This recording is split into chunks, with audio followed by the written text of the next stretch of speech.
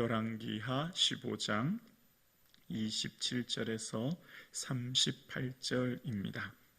구약성경 588면입니다. 살아계신 하나님의 말씀입니다. 우리 함께 고백드리겠습니다. 유다왕 아샤랴 제52년에 르말랴의 아들 베가가 이스라엘 왕이 되어 사마리아에서 20년간 다스리며 여호와께서 보시기에 악을 행하여 이스라엘로 범죄하게 한 느밧의 아들 여로보암의 죄에서 떠나지 아니하였더라. 이스라엘 왕 베가 때 아수르 왕 디글랏 빌레셀이 와서 이온과 아벨벳과 마아가와 야노아와 게데스와 하솔과 길르앗과 갈릴리와 납달리 온 땅을 점령하고 그 백성을 사로잡아 아수르로 옮겼더라.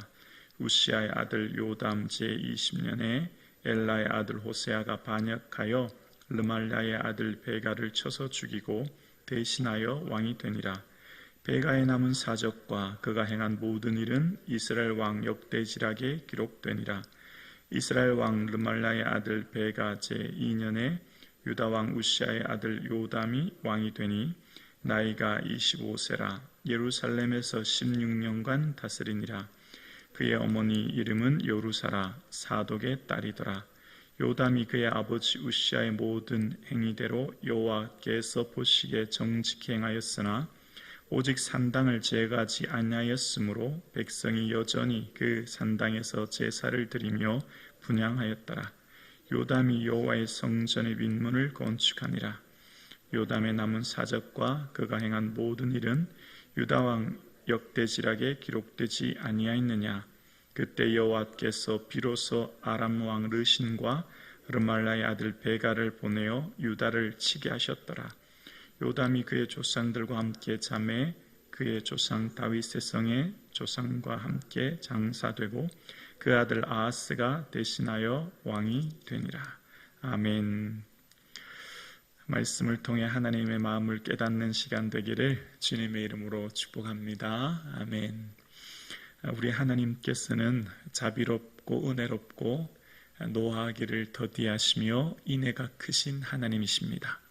그 하나님의 마음, 그 뜻을 노아, 또 이사야, 요엘, 요나, 나훔, 또 시편과 잠언에 끊임없이 얘기합니다. 얘들아, 나는 노하기를 더디하는 하나님이다 라고 끊임없이 말씀하시면서 하나님의 마음과 그 뜻을 알도록 말씀하고 계십니다.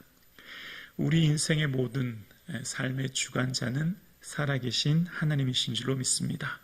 처음 이 왕들에 대한 이야기를 시작할 때 처음 한나가 하나님 앞에 기도할 때 사무엘을 잉태한 후에 하나님께 그렇게 하죠. 하나님은 죽이기도 하시고 살리기도 하시며 가난하게도 하시고 부하게도 하는 하나님이심을 믿습니다. 그 고백했지 않습니까? 하나님의 손에 모든 것이 담겨져 있습니다. 오직 하나님이 주권자이시며 하나님 모든 걸 이루시는 겁니다. 그것을 믿고 나아갈 때 하나님께서 은혜 주시는 거예요. 오늘은 이스라엘 왕 베가와 유다 왕 요담에 대한 이야기입니다. 오늘 왕들에 대한 이야기를 할 때 왕들의 삶이 하나님께서 모든 삶을 주관하십니다. 온 우주 만물, 이 모든 국가, 이 모든 세계를 주관하시는 분은 하나님이십니다 라고 생각하고 하나님만 의지하면 하나님이 다 책임져 주시는데 그렇지 못한 아픔을 우리는 본문을 통해 발견합니다. 오늘 본문 27절과 28절인데요. 유다 왕 아샤랴 제52년에 르말라의 아들 베가가 이스라엘의 왕이 되어 사마리아에서 20년간 다스리며 여호와께서 보시기에 악을 행하여 이스라엘로 범죄하게 한 느밧의 아들 여로보암의 죄에서 떠나지 아니하였더라. 왕들은 뭘 볼까요? 왕들은 어떤 나라가 힘이 있는가? 지금 주변 나라가 국제 정세가 어떤 나라의 힘이 있고 어떤 정책을 펼쳐야 하는가? 지금 선대인 무나헴은 은천 달란트를 바쳐서 친아수르 정책을 펼쳤는데 베가는 반아수르 정책을 펼칩니다. 주변 나라와 연대해서 아수르에 대항하지요. 주변 아람 왕 르신과 연합해서 아수르를 대항합니다. 지금 베가가의 관심은 어떤 나라가 더 힘이 있는가, 어떻게 해야 나라를 더 안정적으로 이끌 수 있는가에 온 관심과 마음이 집중되어 있지요. 그러나 하나 놓친 것이 있어요. 그것보다 더 중요한 것은 하나님을 의지하는 거죠. 하나님께서 이 모든 우주 만물을 통치하시는데 하나님의 관심, 그래서 늘 지금 끊임없이 왕들을 통해서 우리에게 알려주시는 하나님의 마음이 있어요. 하나님의 마음인 어디에 있는지. 사람의 관심과 하나님의 관심이 다르다는 거예요. 하나님의 관심은 뭐죠?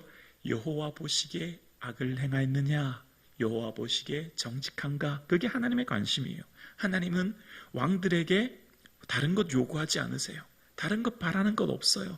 왕들에게 하나님께서는 군사력, 외교력, 정치력, 경제력 바라지 않아요. 하나님 보시기에 정직한지만 보시는 거죠. 그런데 왕들은 어떻습니까? 왕들은 지금 이 세계를, 이 국가를 어떻게 운영해야 되는가? 지금 국제정세에 힘 있는 나라가 어디인가? 어떤 정책을 펼쳐야 되는가? 그러려면 군사력과 경제력을 어떻게 해야 되는가에 관심이 있지요. 그렇게 하나님의 마음에는 전혀 관심이 없고 오직 지금 자신들이 이 땅을 어떻게 통치해야 될지 생각하는 그들에게는 여로보암의 죄의 길로 떠나지 않습니다. 바로 금송아지를 섬기고 행하는 데 떠나지 않은 그 일로 인해서 하나님의 징계가 이제 임박해 오며 징계를 맞이하는 때요. 29절입니다.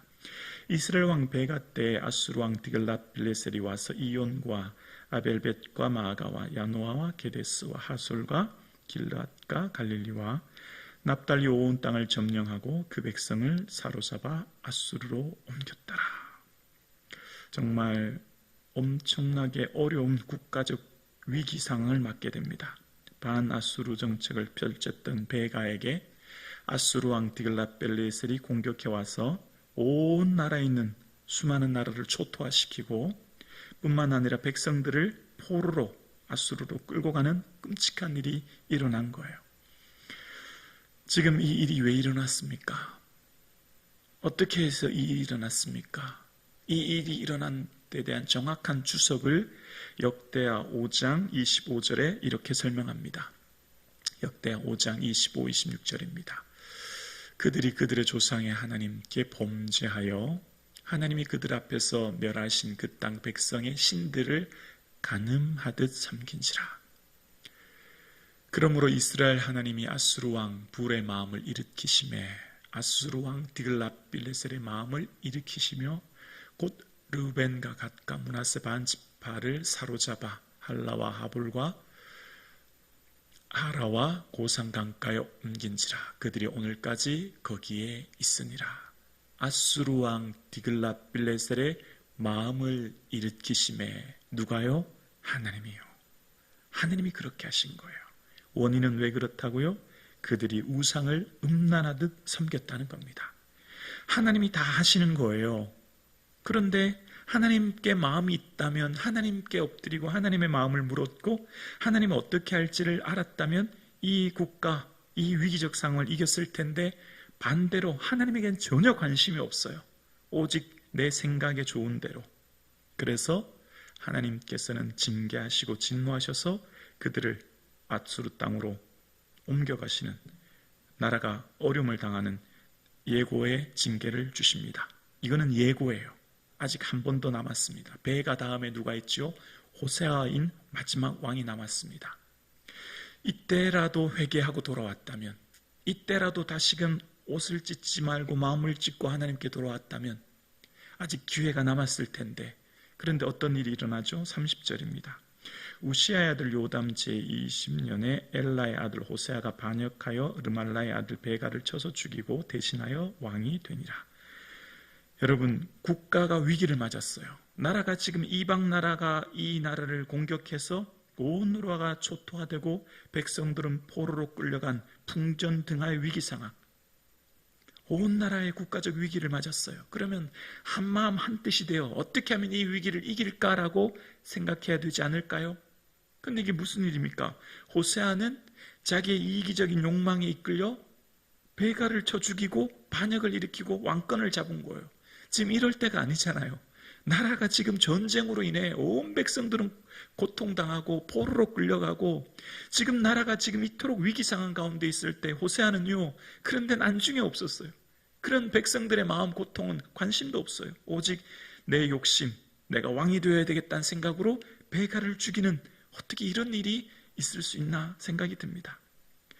요 호세의 마음속에는 하나님을 두려워하는 마음이 없었지요. 지금 이 죄악의 반복되는 위기 속에 이 더 큰 심판이 초래하지 않도록 온 백성이 함께 마음을 모아 회개해야 될 이때에 호세아는 오히려 반역을 일으키고 그것이 이후에 호세아까지 큰 어려움을 겪는 것을 이야기합니다.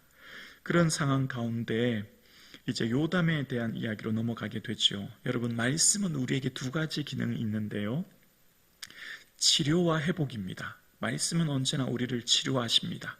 근데 이 치료를 할 때 하나님께서 치료하시는 방법이, 여러분, 우리 마음에 중병이 들면 병의 근원을 고치시거든요. 이 치료의 방법은 병의 근원을 고치는 거예요. 예를 들어서 몸에 암덩어리가 있으면 수술해서 외과적 수술을 통해 그것을 도려내야 되는 거죠. 그래서 말씀은 홍과 영과 및 심령과 골수를 찔러 쪼개는 것입니다. 그래서 그 죄를 회부하여 보게 하시고 그것을 통해서 회개하게 만드는 거예요. 그게 치료의 근궁적인 말씀의 효과죠. 그래서 말씀은 우리의 삶을 회개케 하는 거예요. 왜죠? 암덩어리를 도려내는 거예요. 거기에 생명이 있거든요. 그렇게 해서 회복시키시는 겁니다. 회복하여 말씀은, 이 말씀은 고난 중의 위로라, 이 말씀이 나를 살리셨기 때문이다. 그렇게 된 다음에 회복시키시고 마치 보약과 같이, 비타민과 같이 우리의 영혼을 살찌게 하고 우리의 마음을 새롭게 일으켜 세우는 겁니다. 그래서 말씀을 통해서 우리의 삶이 새롭게 되는데, 하나님께서는 끊임없이 우리가 말씀을 통해 우리의 삶을 건강하게, 우리의 삶을 더 윤택하게, 행복하게, 은혜 가운데 살기를 주님은 원하세요. 우리의 영혼이, 우리의 신앙이 건강한지 건강하지 않은지 그 척도가 뭘까요?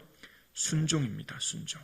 순종을 보면 내가 지금 영적인 상태, 신앙의 건강 상태를 알 수 있어요. 여러분, 순종은 100% 순종이에요. 우리가 물을 마실 때, 여러분, 생수를 구입해서 할 때, 마실 때 생수에 100% 생수지 99% 물, 1% 오염된 물질 들어있는 거 절대 마시지 않습니다. 그렇지 않나요? 우유를 살 때 우유 원액 100%를 우유를 마시지, 우유 99%, 1% 오염된 물질 있으면 그 우유 마실 수 있나요? 못 마시죠. 우리가 최상급 상품이 되려면, 예를 들어 과일, 사과라고 해볼까요? 사과에 흠이 있으면 안 돼요. 사과에 점 하나도 있으면 안 돼요. 썩은 부분이 있으면 안 돼요. 그거는 최상급 상품이 될 수 없지요.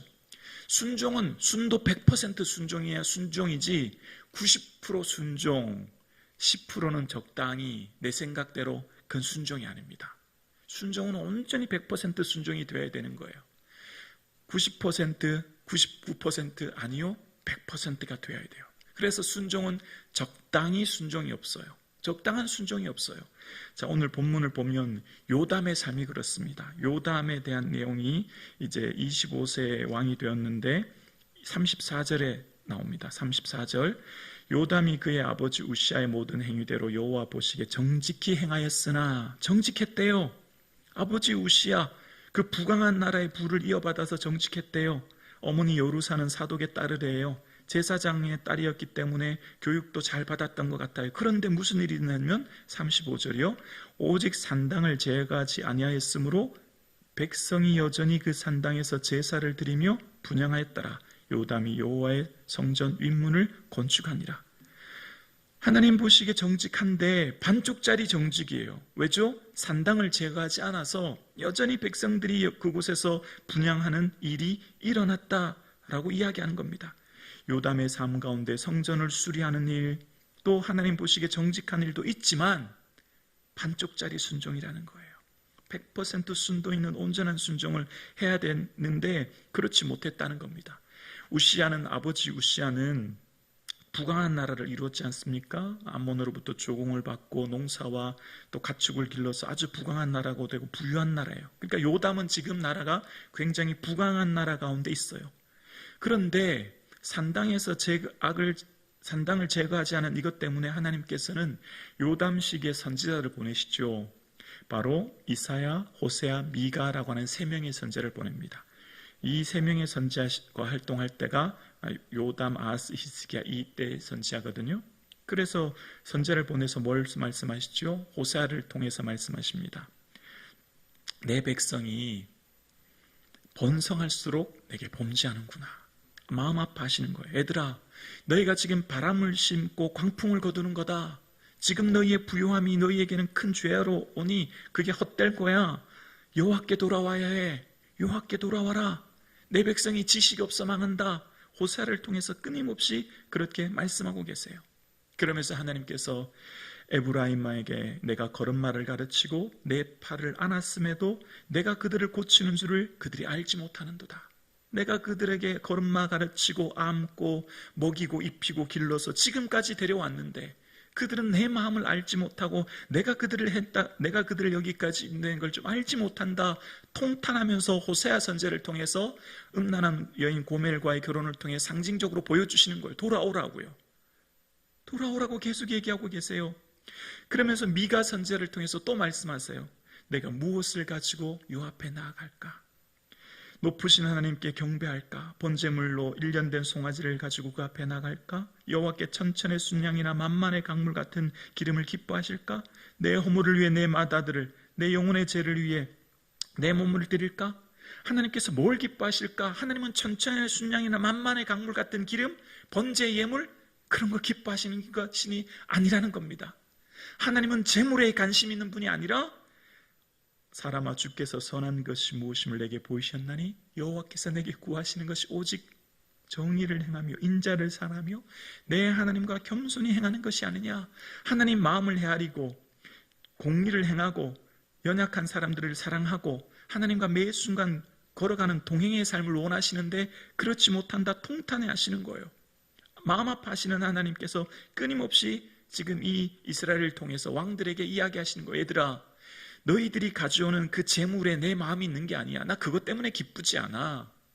너희들의 삶이 나를 경배하고 예배하지 너희들의 가져오는 재물이나 그런 것들이 내 마음이 있는 게 아니란다. 계속해서 말씀하시는 거예요. 근데 그들이 깨닫지 못해요. 그래서 하나님이 너무 마음 아파서 이사야 선지자를 통해서 내가 그냥 차라리 성전 문을 좀 닫았으면 좋겠다. 예배는 잘 드리지만 삶이 따르지 않은 것에 내가 너무 마음이 아파라고 말씀하셨죠. 그러면서 통탄해 하신 하나님이 오늘 37절에 이렇게 말씀하십니다. 그때에 여호와께서 비로소 아람 왕 르신과 르말라의 아들 베가를 보내어 유다를 치게 하셨더라. 선지자를 통해서 계속해서 하나님 마음을 알도록 말씀하셨는데 37절에 보면 비로소라는 단어가 나와요. 비로소. 무슨 말이죠? 참고 또 참고 계신 하나님. 여호와는 노하기를 더디하신 하나님. 끊임없이 지금까지 참고 계신 하나님. 베가도 마찬가지였죠. 여로보암의 죄를 따라 떠나지 않았다. 계속 아버지, 할아버지, 증조할아버지 계속 참고 계신 하나님. 선지자를 보내고 돌아오라고 하지만 돌아오지 않은 이 상황. 그래서 북이스라엘은 이 죄악의 예고편으로서 아수르를 보내 그 땅의 백성들을 끌고 가는 어려움까지 있게 되었던 이 상황. 그럼에도 불구하고 깨닫지 못하는 이스라엘. 하나님 마음이 얼마나 답답하실까요? 하나님 마음이 얼마나 괴로울까요? 이걸 우리에게 깨닫게 하시는 거예요. 이걸 오늘 우리에게 말씀하시는 거예요. 어쩌면 이 시대도 이런 시대 아닐까요? 이 시대의 경제적인 부요함, 풍요로움, 모든 게 부족한 게 없는 이 시대에 그러나 하나님 마음에는 안중에도 관심 없습니다. 하나님 뜻 관심 없습니다. 다 내 뜻, 내 마음 좋은 대로 생활하는 이 시대에 그러나 하나님의 심판의 그 임계점이 점점 다가오고 있죠. 하나님의 그날의 심판의 날이 곧 다가오고 있죠. 주님 나를 바라보고 하나님 마음 헤아리시는 저와 여러분 되기를 주의 이름으로 축원합니다.